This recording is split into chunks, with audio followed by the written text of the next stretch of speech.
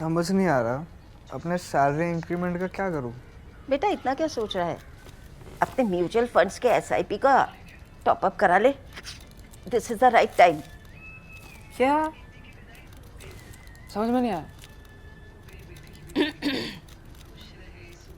बेटा इतना क्या सोच रहा है? अपने म्यूचुअल फंड्स का एसआईपी टॉपअप करा ले।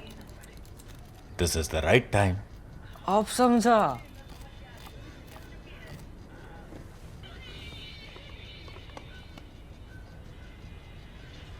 Mutual fund investments are subject to market risks. Read all scheme related documents carefully. First up, some news. The Print's highly successful School of Journalism is accepting applications for its fourth batch of students. If the journalism we do is something that interests you, if you're interested in knowing how the news industry and newsrooms work, please consider applying. You'll find details to do so online. For hours, fragments of burning paper drizzled on the perfectly manicured lawns of the Raj Bhavan in Imphal, covering the grass with the ashes of centuries of learning and literature. 2 decades ago this April, activists of a Meitei radical group seeking to eradicate the Bengali script from their homeland with matches and buckets of kerosene set fire to the Manipur State Central Library. Estimates suggest some 145,000 books, some of them priceless manuscripts, were lost in the arson. No one was ever caught or punished. Libraries are a small, even trivial loss compared to the lives lost, the brutal violence, and the ethnic cleansing Manipur has faced since 2023. Yet, the burning of the library offers an opportunity to reflect on the forces that engendered the ethnic warfare and consider how they might be engaged and finally stilled.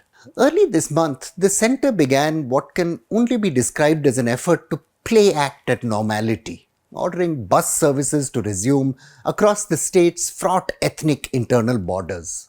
To no one's surprise, this peace bus initiative ended up leading to more bloodshed. Fighting between ethnic groups continues meanwhile as rival chauvinists seek to assert territorial sovereignty. Land, in fact, has become the only truth that really matters. The houses in Imphal neighborhoods like New Lambu Lane or those near the old palace at Haukip Veng, once home to the ethnic Kuki elite of the city, remain shuttered and empty, with an ever-present risk of being seized by the ethnic Meitei militia Aram by Tengol.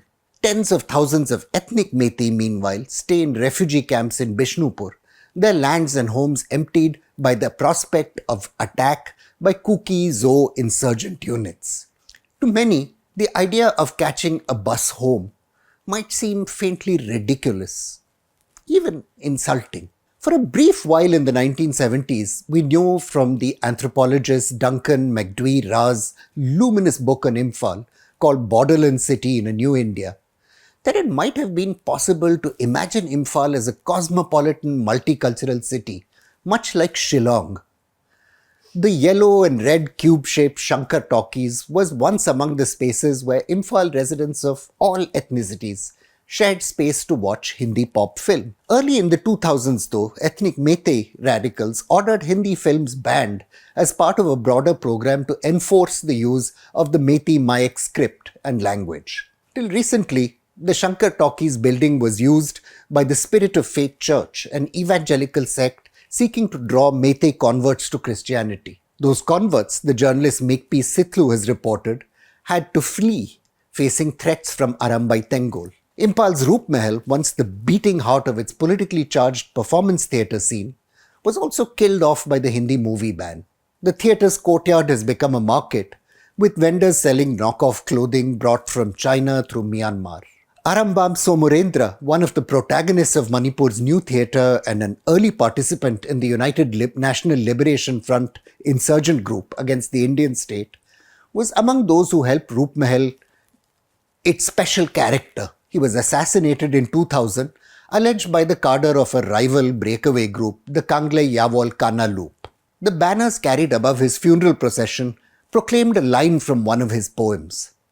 On his fields today lie scattered the blood drops of your son. The killers were not named though. There were no prosecutions. For much of the 1990s, in large part because of the anti-India insurgency men like Arambam Somorendra helped set off, Imphal remained a curfewed city. The few venues for the production of a metropolitan culture that might transcend ethnicity simply closed down. Leaving aside the small illegal liquor shops in neighborhoods like Kabuikul, which drew men from all sections of society, cultural life came to be regulated by the demands of ethnic belonging and tradition. Society closed on itself, as it were.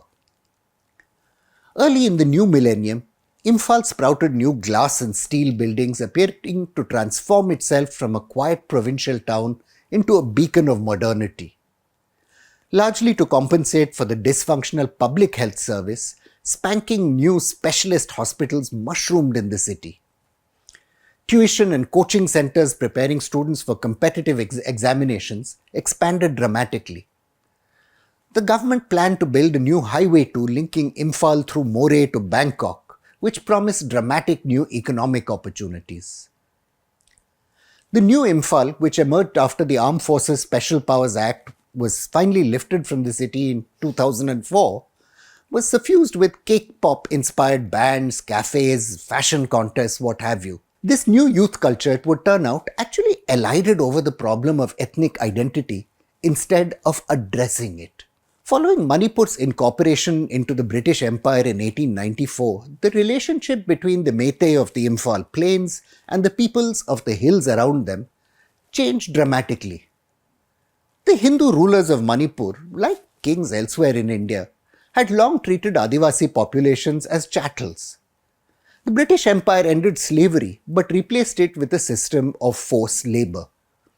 Lambus or headmen were appointed from the Meitei community to secure labour and revenue from the hill people and meet the empire's endless demand for native bodies. The Maharaja of Manipur, among other native rulers, provided Naga, Lushai and Meitei to serve in the war effort of 1914-1918. Communities who, as colonial army officer Leslie Shakespeare later noted, had in many cases done this work for government before in border expeditions and knew the work. The rewards included a lifetime exemption from future forced labour. Large-scale rebellions against this kind of use of colonial authority were, however, common. The Kukis fought a protracted insurgency against the British in 1917-1919. And from 1934, political scientist Homain Borgohain records, women-led insurrections broke out over levies on rice, this time led by the Meitei. The independence of India failed to address the problems of these many communities. Even though Manipur had authored its own constitution in 1947 and even conducted elections, whereas historian Priyadarshini Gangte writes, each candidate had a ballot box of their own bearing their photographs so they could go around collecting votes. It was only accorded the status of a so-called C category state or one with no elected leadership. Leadership of the Meitei insurgency against India, like the charismatic Hijam Irabot Singh, believed that an alliance of all of Manipur's ethnic communities was needed to build a new socialist order. Early insurgent groups also sought to expel Marwadi and Bengali settlers as well as Nepalis who had arrived from the plains and adjoining regions. Tensions did grow. In 1969, when then Prime Minister Indira Gandhi visited Imphal, police had to open fire on protesters to maintain order. The insurgent leadership could, however, never find the means to deliver on their own vision of an inclusive Manipur. The anti-India insurgency threw its weight behind reviving pre-Hindu cultural traditions and faith among the Meitei, but that excluded groups like the Kuki and the Naga. And then in 1993, Kuki communities were savagely attacked by the National Socialist Council of Nagalim in an effort to evict them from the Naga majority regions of Manipur. Women raped and killed, Sudeep Chakravarti records in his superb account of the conflict. Children burnt alive in a church, children killed in transit camps. 1994, he goes on, several women raped and killed while out collecting herbs. 25 men were shot to death with automatic weapons after their hands were tied at the back. If that sounds familiar, it is. It's what's been happening again. Kuki insurgents responded to that bout of fighting by arming themselves, leading on almost inexorably to conflict with the ethnic Meitei groups, which had been operating through their territories, using them to cross into Myanmar. Even after ceasefires were signed between the government and Naga and Kuki groups, skirmishing went on, often for control of territories from which to extort government contractors and civil servants. The whole of Manipur degenerated into a state of near anarchy. Economic development, MacDui Ra writes, further contributed to the ethnic tensions rather than dissolving them. Ethnic Meitei, faced with rapid demographic growth from 1951 to 1961, began fearing their community would end up being marginalized. The changing status of traditionally underprivileged ethnic groups like the Kukis caused concern among the Meitei. Enabled by missionary education as well as rents extracted from the region's notoriously corrupt development programs, a small Kuki elite emerged. Their strong presence in the bureaucracy, the result of job reservations, as well as business success, stoked the resentments of the ethnic Meitei underclass, which felt that the progress of the traditionally backward was denying them of their rights. To capitalize on these resentments, the Bharatiya Janata Party sought to create a Hindu nationalist mythos, linking the Meitei to a broader Indian Hindu identity.